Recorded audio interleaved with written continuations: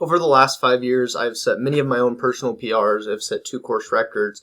I've ran 150-mile races and podium 10Ks and 5Ks. And I say this all just to make the point of there's a lot I've had to learn in order to be able to do that. And it didn't start out that way. My first half marathon, I walk, ran the last 6 miles because I didn't eat and didn't consume any calories during the race. That's something I learned from. I didn't even finish my first 50-mile race. I technically didn't make the cutoff. They still awarded me a finish time, but I was late. And so technically I did not finish in time. So I've learned a lot, and there's 2 main things I want to point out that if you're not doing, can change the game for your running, and it's definitely changed the game for me. So the first one is, the way I'm going to put it is I stopped taking every run so seriously. And what I mean by that is more of focusing on quality versus quantity. That's another way to look at it, because when I first started running, I would run 2 miles as hard as I possibly could, and then I'd be out of breath by the end. And so I thought that's just what you did for running, but I started to learn about heart rate zones and training by heart rate, and easy runs versus hard runs, or base runs versus tempo runs, or lactate threshold or VO2 max workouts. And so when I started doing this, not only was I able to train more, but I was not as beat up and reduced a lot of my injuries and stopped just getting hurt. So one of the things that I started implementing was like an 80-20 rule, or like 90-10 rule, where 80% of my runs are easy, which I'm going to talk about in a second, and about 20%, not 80% of my runs, more like 80% of my miles are easy and 20% are hard. So meaning speed work, intervals, mile repeats, things like that, hill repeats. Easy, I need to define this. Easy run for me is base work, meaning zone 1, zone 2 running. And so if you don't have your heart rate zones calculated, I would stop this video. That's totally fine if you click off and go look into how to calculate your own heart rate zones. I'm not that great at calculating them. I've had someone calculate mine for me. And so I encourage you to go figure out what your heart rate zones are, because this is one of the things that changed the game for me. I was able to train more and harder, and then not as injured. So instead of running all my runs as hard as I possibly can, I started running in zone 2, which is around 146 beats per minute to 160 beats per minute for my zones, and what's been calculated is different for everyone. And so again, 80% of my mileage is in that range, and this is what I mean by not taking every run so seriously. Meaning, if I average 11, 12-minute miles for an easy run, I am not mad. I am happy that I did the work to do base work and to become more efficient. So I'm actually proud of those runs, opposed to being like, man, I'm so slow. Then that 20% of my miles being hard, they are hard, man. They are mile repeats. I'm gasping for breath in a lot of these workouts. I am pushing and pushing, and I can get a lot more out of that because I'm not already beat up from my typical regular base runs. So this is one thing that changed the game for me, and now I can run a lot, and I can run hard when I need to for workouts. Like just the other day, 2 days ago, 3 days ago, I ran 22 miles on Saturday, ran 20 miles on Sunday. So back-to-back long run, I'm training for a 100-miler. And I'm beat up, I'm sore, but no injuries. I'm fine a couple days later, just very tight, and I'm doing yoga to work on that. And I wouldn't have done that if I was pushing so hard throughout the week or on each of those runs. And so that's just a key example. If I'm able to do more, and maybe you don't want to do 20 miles back to back, but I do to train for a 100-miler.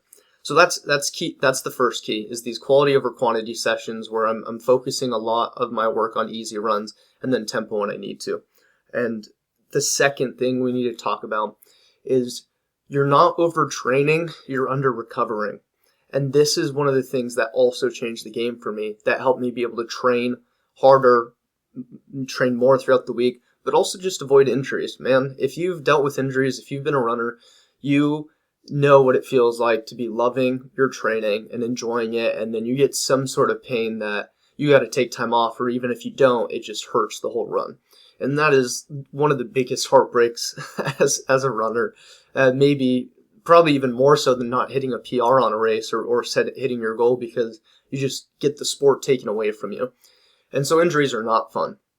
So one of the things I started to learn and realize is that your body can do a lot if you're recovering properly. So, for example, I had a 212-mile week one time. The week before that was around 170, and I think the week before that was 130 miles. And I was just in this little running challenge where you had a kilometer on your run every single day until you until you give up. But when I walked away from that, my ankle was pretty beat up, but it didn't take long for me to get over it. And I think a lot of that more so had to do with tightness and not stretching as much as opposed to like an overuse injury. Now, maybe you don't want to run a 200 plus mile week. My point is, because I've focused on recovering, I can do a lot more. And so maybe you're not overtraining. Like, I don't believe we're only meant to run 30 miles a week. Like, if you want to, that's great. I'm not dissing it. I'm just saying, if you think that's where your limit is and you can't do more, I think that's a mistake. Now, you have to work up properly. I'm not just saying, like, start doing 70-mile weeks if you've never done a 20-mile week. My point is we're capable of much more when we do the right things. And so now that I focus a lot of my time on recovery, I, again, am avoiding injury. I'm just not as uncomfortable in my runs. Even if I'm tight, I don't feel these little, like, pulls. And if I do feel a little bit of pain, I know there's something off, like I'm way too tight or I need to do some strength work or something like that for the most part. So are overuse injuries and actual fractures and tears a real thing? Absolutely. I think a lot of times as runners, we think it's that when really we're not as recovered as we should be. And so key things to work on for recovery. We all know sleep's important. Hopefully you know that. If not, make sure you're sleeping enough and getting high quality sleep. Stretching is just goated, and I wish people took that more seriously because sometimes I have like runner's knee or I think it's an injury I need to take time off and I stretch my quad and I'm all good. So like stretching is big time. I would rather you stretch for 10 minutes after every run and shave off your volume, but you're getting in the stretching. I think that's very healthy. Or you do both, right? Make the time for it. Drinking enough water, electrolytes, eating enough is a big one too. And so there's plenty of videos I've made on recovery and other videos that other people have made on recovery. And so the other mindset shift is you're not overtraining, you're just not recovering enough.